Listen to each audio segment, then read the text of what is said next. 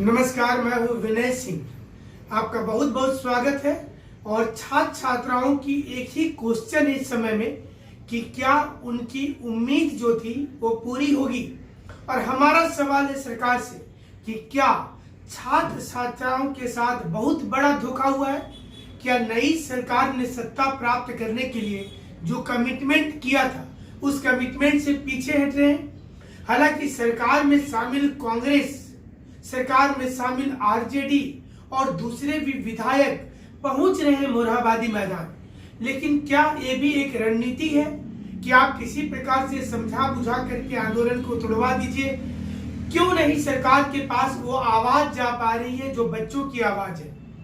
आखिर क्यों नहीं गवर्नमेंट ये सोच पा रही है कि इसका क्या परिणाम होगा। सरकार की आंखों पर आखिर पट्टी क्यों बंध गई है। एक आंदोलन 12 अक्टूबर से शुरू हुआ है मोरहाबादी मैदान में और एक आंदोलन 8 अक्टूबर से चल रहा है। दो आंदोलन समानांतर चल रहा है। दोनों की एक ही डिमांड है। पंचायत सचिव अभ्यर्थियों की डिमांड है कि उन्हें डॉक्यूमेंट्स वेरिफिकेशन 2017 में करवा दिया, अब 3 साल तक इंतजार क्यों करवाया। क्या उन्हें अभी तक ज्वाइनिंग नहीं मिलनी चाहिए थी। जेटेट अभ्यर्थियों का आरोप है कि 2016 में टेट परीक्षा पास करने के बाद अभी तक उनकी काउंसलिंग के बारे में सोचा ही नहीं गया। क्या उनकी उम्र बीत जाने के बाद सोचा जाएगा। और इसी क्रम में दो बड़ा आंदोलन इस समय में रांची के मोरहाबादी मैदान में हो रहा है।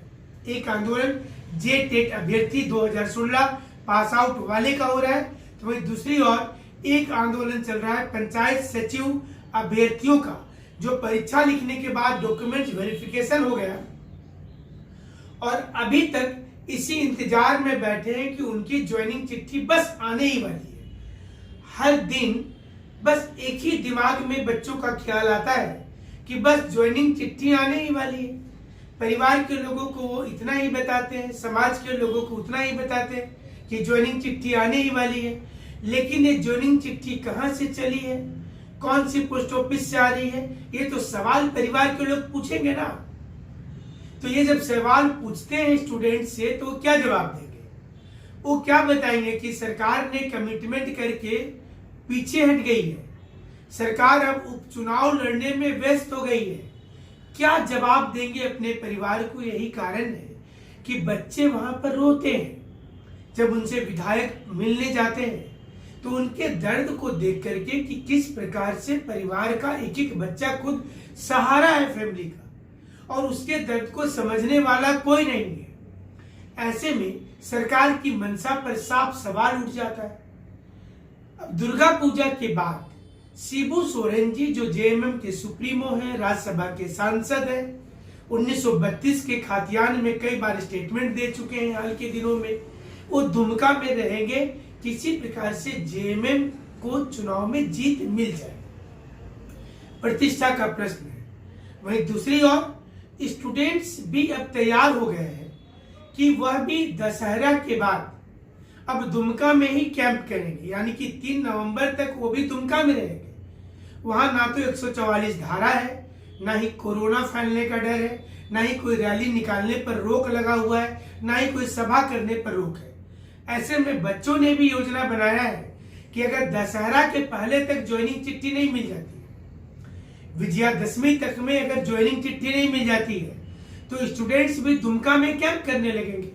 वह दुमका की ओर चले जाएंगे और दुमका में बैठकर चुनावी समीकरण जो सरकार अंदर अंदर योजना बना रही है, इस पर वो भी विचार करेंगे। 2016 जेटेट पास वाले का भी यही करना है कि वो भी दुमका में कुछ करने वाले हैं। 2013 में जो लोग जेटेट की परीक्षा पास कर गए थे, ऐसे 50,000 लोगों की सर्टिफिकेट बेकार हो गई है।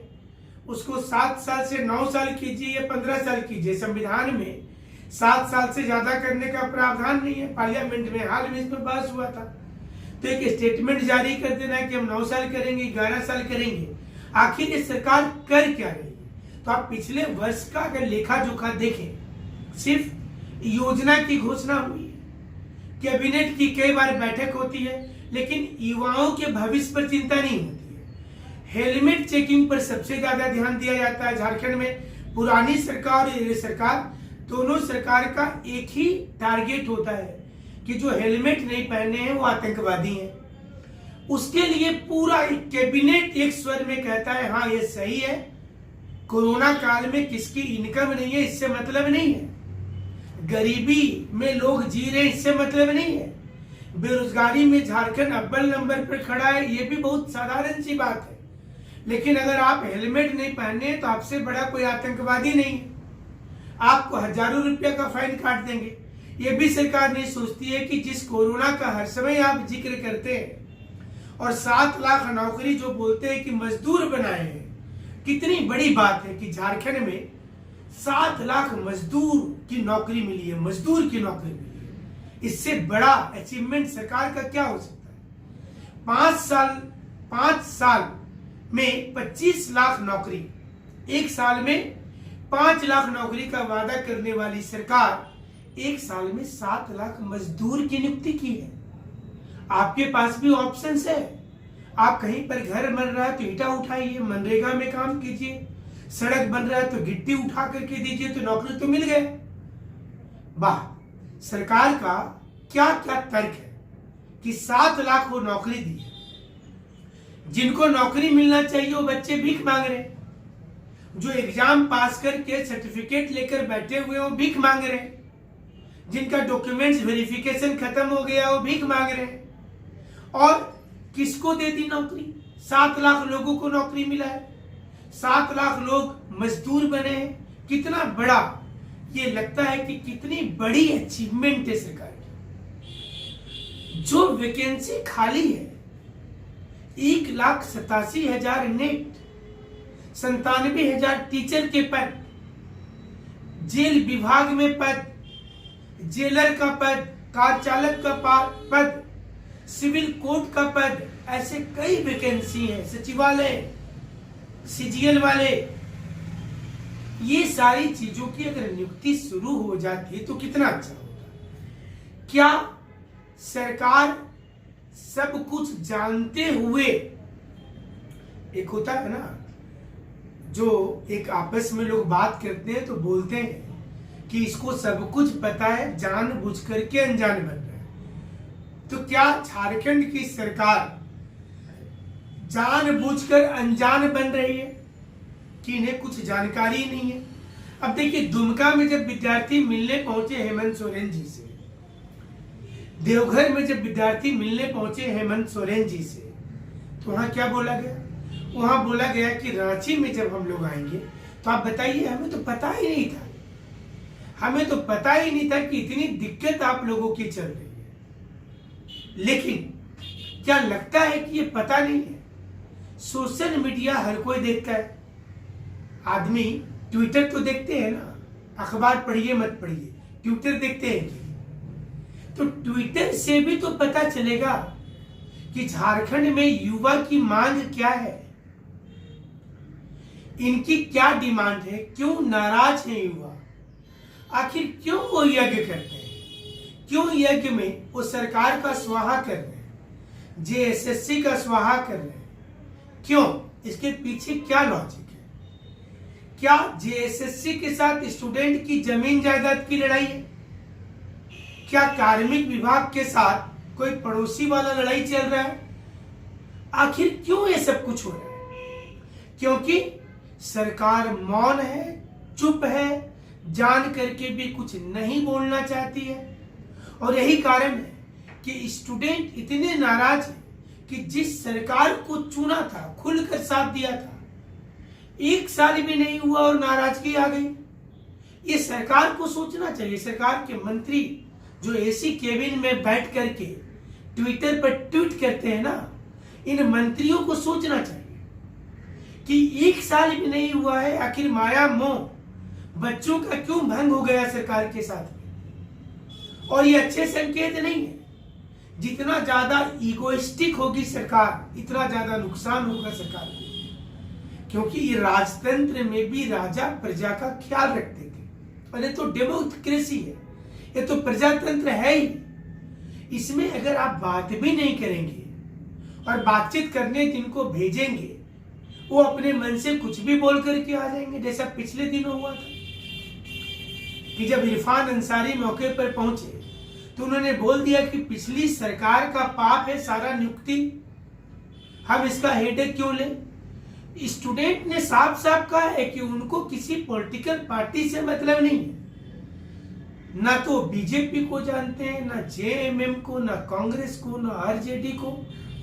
उसकी तो एक ही डिमांड है कि वो परीक्षा लिखे थे, परीक्षा पास कर गए, सब कुछ जेन्युइन प्रोसेस से हुआ, डॉक्यूमेंट वेरिफिकेशन आपने करवा लिया, अब आप नियुक्ति दे दीजिए। पंचायत सचिव वाले तो यही कर रहे, जेटेट वाले भी यही कर रहे कि 2016 में हम लोग टेट पास किए बीएड करने के बाद, फिर अब क्यों टाल मटोल किया जा रहा है कि दूसरा परीक्षा लेंगे, तीसरा लेंगे, चौथा लेंगे, फिर बाद में सोचेंगे, फिर नई नियमावली आएगी, अभी धरना तोड़ दो। इसलिए इस बार स्टूडेंट भी वहां पर डटे हुए हैं। 144 धारा लगा दीजिए, कर्फ्यू की घोषणा कर दीजिए, ये भी हो सकता है कि आप कर्फ्यू की घोषणा कर दीजिए। दुर्गा पूजा में तो 1000 पाबंदी लगाई दी है। तो इस प्रकार से क्या सत्ता चलाई जाती है, बड़ा सवाल है। और हमें लगता है कि या तो हेमंत सोरेन जी को सही फीडबैक नहीं मिल रही, उन तक वो बातें ही नहीं पहुंच रही है कि जो बच्चों के दिमाग में उनकी जो टीम मेंबर है, क्या वो मुख्यमंत्री जी को सही चीज बता नहीं रहे हैं। ये हमारा सवाल है सीधा कि क्या मुख्यमंत्री को मिसगाइड किया जा रहा है, उनके साथ रहने वाले लोग क्या मुख्यमंत्री जी को मिसगाइड कर रहे हैं, क्या उन्हें गलत सलाह दे रहे हैं। और ये युवा अगर चुनाव में एंटी हो जाते हैं, दुमका की सीट गवा देते हैं जेएमएम के लोग, तो कितनी बड़ी धक्का लगेगा प्रतिष्ठा को, ये समझना पड़ेगा। आप आश्वासन नहीं, एश्योरेंस दीजिए, क्योंकि सरकार के पास सिर्फ इन बच्चों को देने के लिए फंड नहीं है, गलत बात है। कई ऐसी योजना नहीं शुरू हुई है, वो पैसा कहां जाता है। ऐसे हमने सड़क देखा झारखंड में, बनी हुई सड़क को तोड़ करके फिर से बना रहे, जो गड्ढी सड़क है उसको छोड़ देते हैं। एक बार एक सड़क बन जाती है, उसको 15 दिनों में फिर तोड़ते हैं, उसमें ईंटा बिछाने का काम करते हैं। 15 दिनों के बाद फिर वो ईंटा उखा करके केबल ले जाते हैं, फिर से नया ढलाई होता है। ये क्यों? क्या ये पैसे की बंदरबांट नहीं हो रही सरकार में? क्या नहीं पता चल रहा है कि जनता सब कुछ समझ रही है? और जब सैलरी देने की बात आती है तो राज खजाना खाली हो जाता है। अगर राज खजाना खाली है तो महंगी गाड़ियां क्यों दी जा रही है? किससे, कहां से आ रहा है पैसा? ये सवाल है। और ये बहुत बड़ी बात नहीं है, इतना भी नहीं है कि 1 लाख लोगों को नौकरी मिल रहा है। 5000 जो बच्चे डॉक्यूमेंट्स वेरिफिकेशन कराए हुए वो एक डिमांड कर रहे हैं, और टीचर की कम से कम 10,000 वैकेंसी तो निकालिए। 97,000 वैकेंसी खाली है, कम से कम 10,000 तो निकालिए। अगर ये सवाल कोई पूछता है तो ये तो कोई गलत सवाल नहीं है, इसको तो कोई ईगो में नहीं लेना चाहिए कि 144 धारा लगा दो, बच्चों को अब हटाना ही पड़ेगा यहां से। आपको चूंकि सत्ता में है तो सवाल आपसे पूछी जाएगी, सत्ता में आप नहीं रहेंगे तो जो रहेंगे सवाल उनसे पूछा जाएगा। और हमें लगता है कि सरकार को दुमका उपचुनाव के पहले 3 नवंबर के पहले स्थिति को स्पष्ट कर देना चाहिए कि वो बहुत जल्द पंचायत सचिव अभ्यर्थियों को नियुक्ति पत्र देने जा रही है। अब बताइए, झारखंड में खिलाड़ियों के लिए आप रोज बोल रहे हैं, पहले तो खिलाड़ियों की नियुक्ति पत्र भी कुछ लोगों को दिया, अभी आपने बोला कि सीधी नियुक्ति करेंगे।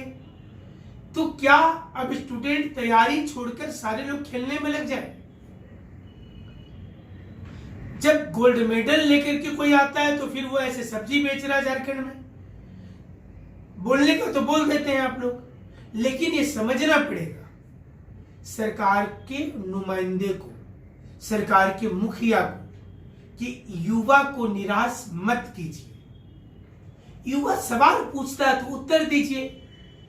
ट्विटर पर तो लिख ही सकते हैं ना, इतना ईगो किस बात का? ट्विटर पे तो लिख सकते हैं कि हाँ, हम ये कमिटमेंट करते हैं कि हम 1 सप्ताह के अंदर नौकरी दे रहे हैं सभी लोगों को जो लोग क्वालिफाई किए हुए हैं। कोई तो ये नया तो बात नहीं है कि सर्टिफिकेट लेके लोग पहुंच गए कि हम लोग पास कर गए, ग्रेजुएशन तो हमको नौकरी दे दीजिए, बात तो है। इसलिए अब सरकार के पास वक्त है और समय का तकाजा भी है कि इस वक्त सोचना चाहिए। हमारे साथ चलिए, आप ऐसे ही बने रहिएगा। हमसे जुड़ने के लिए शुक्रिया।